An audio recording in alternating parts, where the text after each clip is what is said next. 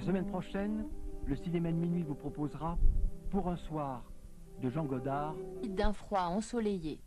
Cet effondrement des températures dans l'est de l'Europe ne devrait a priori pas s'étendre à l'extrémité occidentale du continent.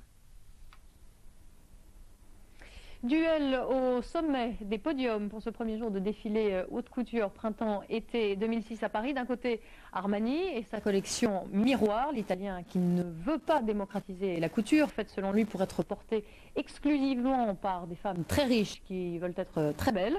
De l'autre, John Galliano pour Dior qui célèbre la passion et brandit une épée au moment de saluer. Sabine Borny, Olivier Palomino.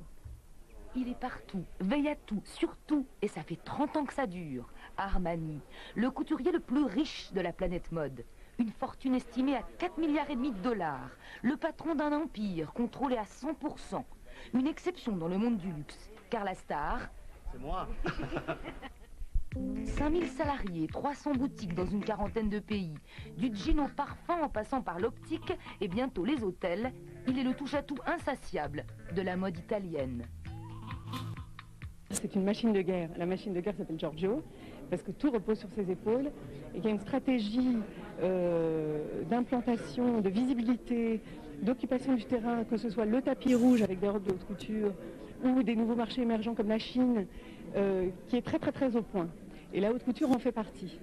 La couture, sa dernière lubie, encore un pari réussi. Depuis 3 saisons, les stars, ses amis, se sont arrachés tous ces modèles vendus entre 18 et 70 000 euros.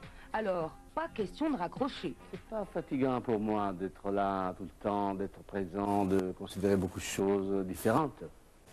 De considérer les gens qui travaillent pour moi, les politiques, la philosophie de la maison, les marchés, la concurrence. Ça, au contraire, ça m'excite beaucoup. Armes égales, côté réussite, le trublion de la mode, John Galliano chez Dior. Un rien mégalo. Sur le podium, c'est lui la star. Autant que ses vêtements, de géniaux déguisements. Provocateur, empêcheur de défiler en rond, rien ne lui fait peur.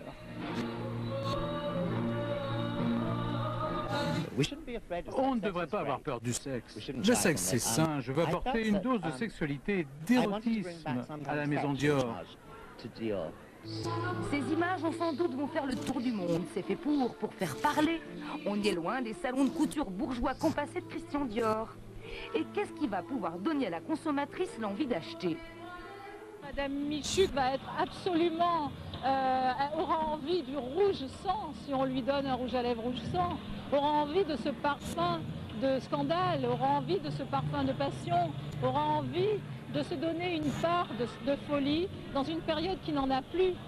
Et voilà comment, avec un as de la communication et un génie du chiffon, Dior a triplé en 8 ans son chiffre d'affaires.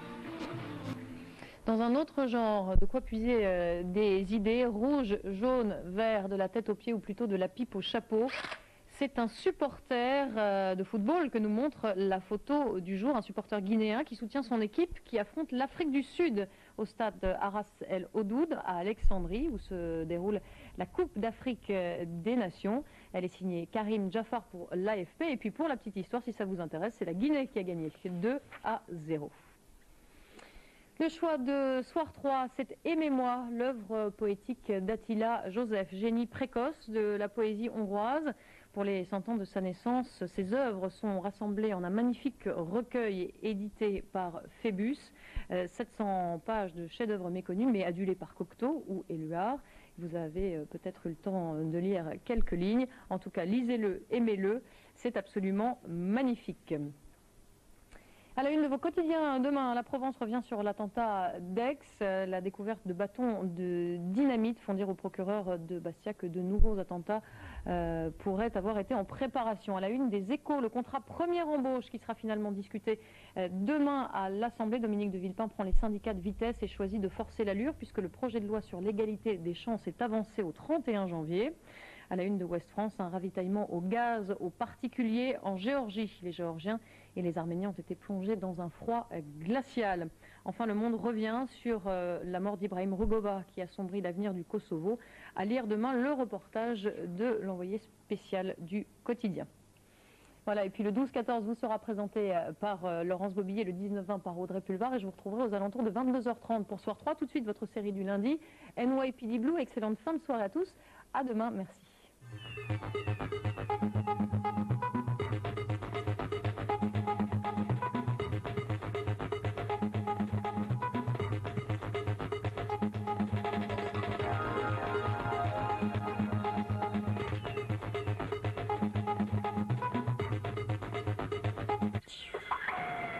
Le principal suspect de Sipovitch est un homme à femme, mais l'inspecteur n'est pas du genre à se laisser compter fleurette. NYPD Blue, tout de suite sur France 3.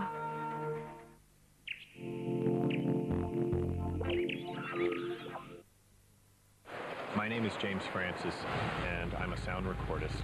What's really important for a movie is to find a unique sound. Turn around over there and come back. I mean, there's sound everywhere, and to find the unique sounds, you really have to listen.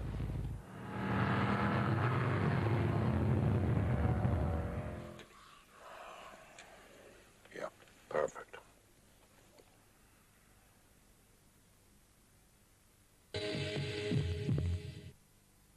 En Limousin, on a sans doute les meilleures viandes. Sans doute les meilleures pommes. Les viandes. Les pommes. Limousin, qu'y a-t-il de meilleur?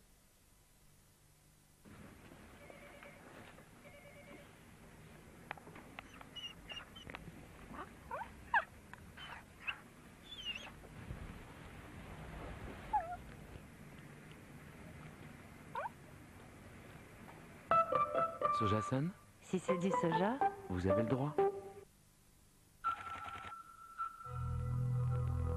alors, des soucis? On doit signer avec la filiale de mais j'ai des doutes, je crains un défaut de paiement. Arrête de douter et appelle Pouet. Qui? Pouet International. Ils enquêtent à fond et ils garantissent le paiement de tes factures. C'est du sûr. Pouet International, la bonne information pour la bonne décision.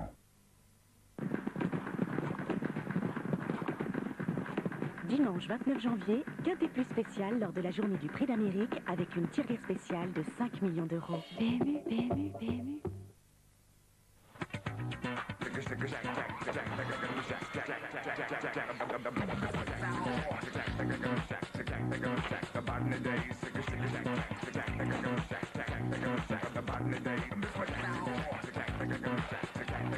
La technologie peut être fière d'elle. Citroën C4. En ce moment, C4 1.4 i 16V berline coupé à 13 990 €, prime écolo déduite.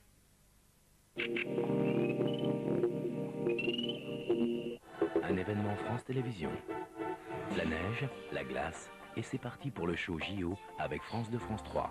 180 heures d'antenne, les compétitions, les magazines et la magie de la cérémonie d'ouverture.